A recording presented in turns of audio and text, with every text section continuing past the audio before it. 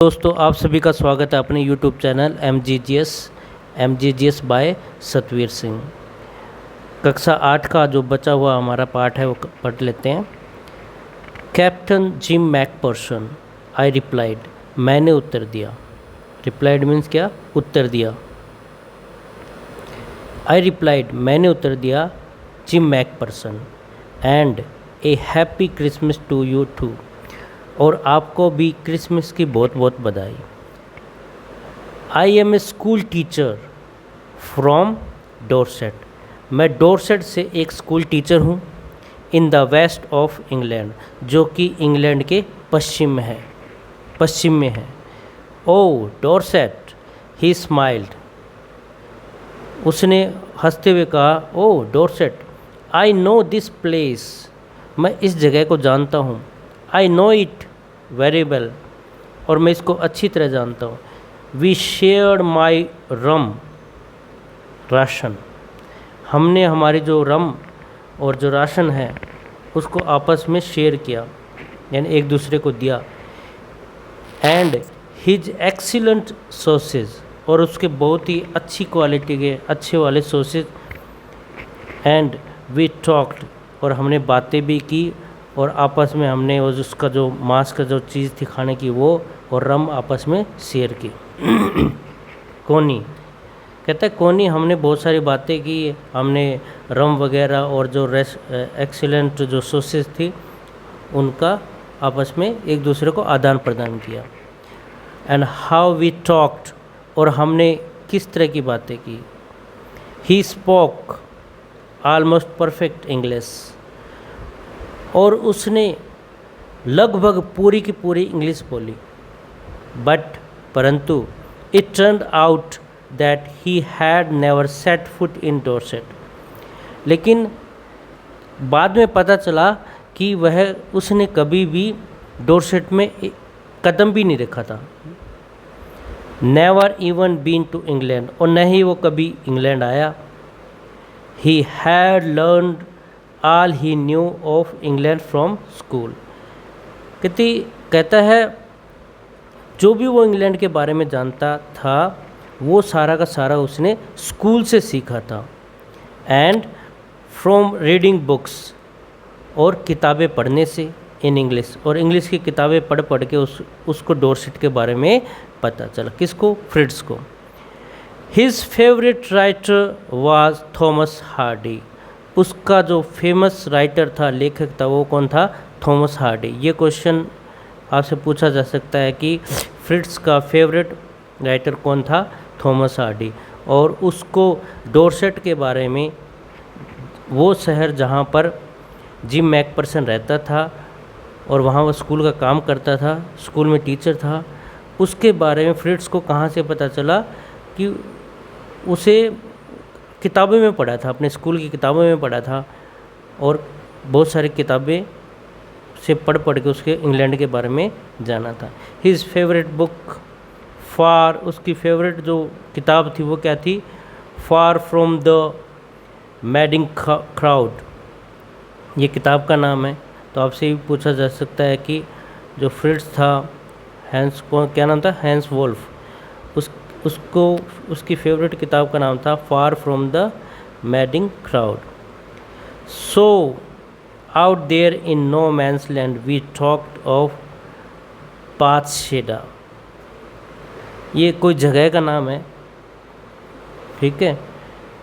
And Gabriel Oak and Sergeant Troy and Dorset, कहता है no man's land के अंदर वी टॉक्ड, हमने बातें की। कहाँ कहाँ की बातें की? किस किस जगह की बात की?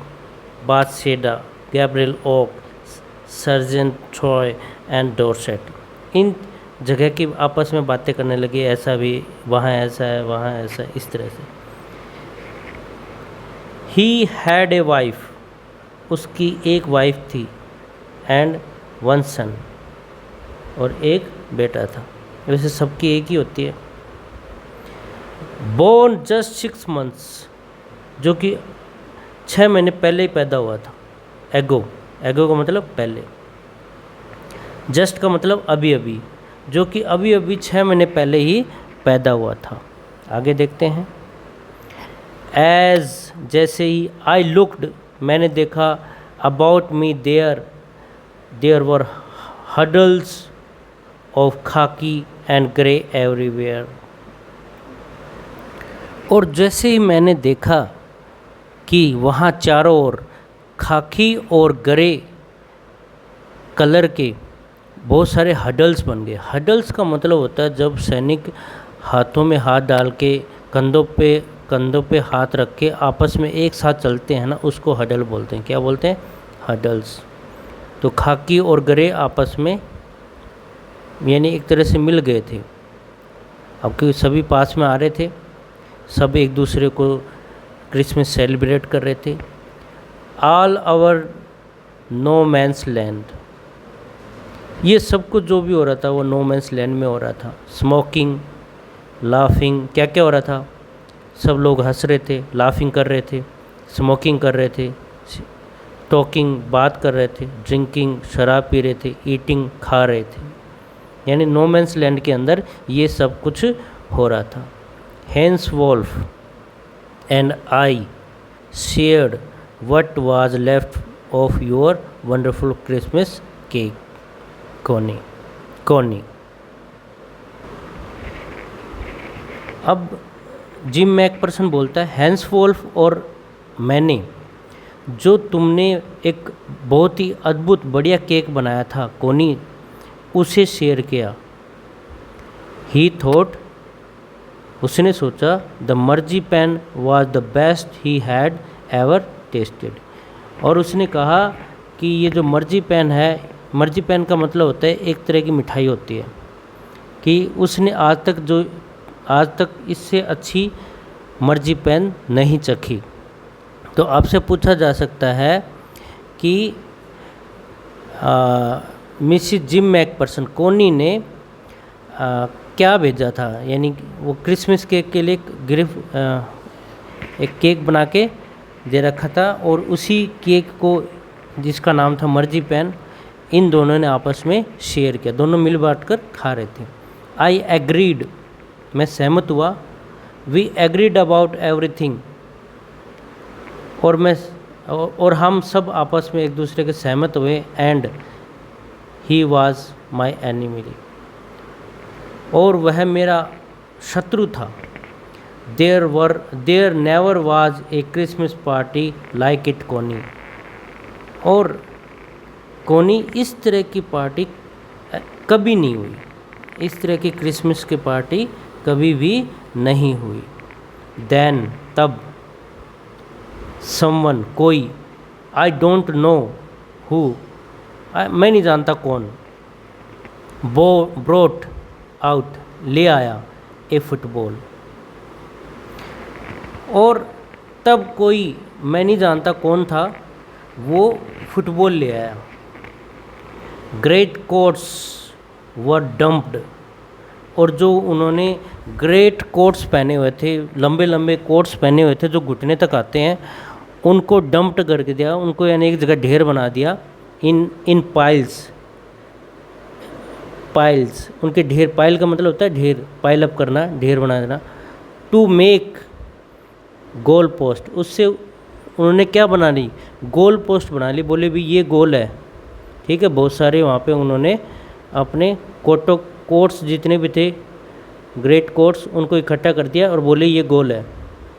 एंड, और the next thing we knew it was Tommy against Fritz out in the middle of no man's land.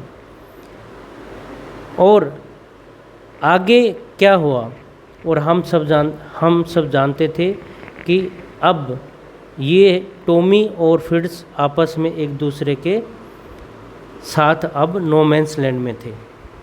Hence Wolf and I looked on, Hans Wolf और मैंने एक दूसरे की तरफ देखा। एंड चीयर्ड, और खुशी मनाई। क्लैपिंग आवर हैंड्स, और अपने हाथों से हम तालियां बजा रहे थे। एंड स्टैम्पिंग आवर फीट, और हम अपने पैरों को स्टैम्प कर रहे। स्टैम्प का मतलब जैसे हम पैर से उछल रहे थे यानी स्टैम्प कर रहे थे।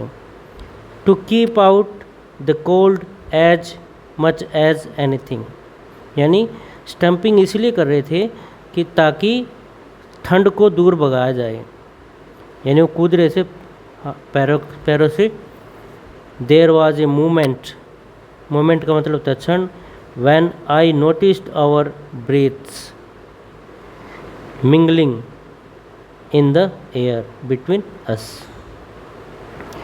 कि देयर वॉज ए मोमेंट, और एक ऐसा क्षण आया, व्हेन आई नोटिस, तब मैंने ये ध्यान दिया कि हमारी सांसें मिंगलिंग आपस में मिल रही थी, इन द एयर हवा में, बिटवीन अस, यानी सबकी जो सांसें थी वो मिल रही थी, क्योंकि फोग जो थी वो मुंह से, जो कई बार मुंह से निकलती है, वो सुबह सुबह जब हम सर्दी का टाइम होता है।